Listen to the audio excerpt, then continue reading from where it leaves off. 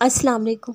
और फिर सब्र करते करते एक वक्त वो आता है जब हमारी दुआ के लिए हाथ उठाने से पहले ही मामलात हमारे हक़ में होने लग जाते हैं। पहले मैं दुआओं की कबूलियत के लिए बहुत बेसब्र थी। अब मुझे बार बार दुआ मांगना अच्छा लगता है। अब मुझे बार बार उसके रूबरू होना अच्छा लगता है। अब ख़यालात परेशान नहीं करते। अब तो बस घंटों आसमान को तकते रहना और पहरों आंसू बहाते रहना अच्छा लगता है।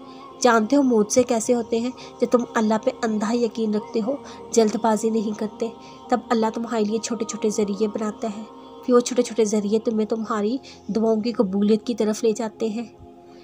बस थोड़ा सा सब्र और कर लो। देखो यहाँ तक कि भी तुमने सब्र किया है ना, तो थोड़ा सा और से ही हो सकता है वो तकदीर बदलने वाला लम्हा बस सामने हो सकता है बस अगले कदम पर ही मौत सा हो जाए। और फिर मौत से तो सफ़र की आखिरी हद पर होते हैं, जहाँ हमारी उम्मीदें टूटने वाली होती हैं। ठीक उसी वक्त दुआएं कबूल होती हैं। अल्लाह हमें सब्र की आजमाइश से गुजार कर हमारे यकीन का इम्तिहान लेता है।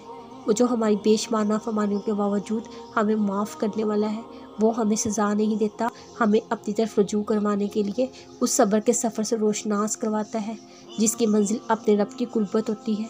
हमारी हर आजमाइश पर किया जाने वाला सब्र हमारे और भी दर्जे बुलंद करता है।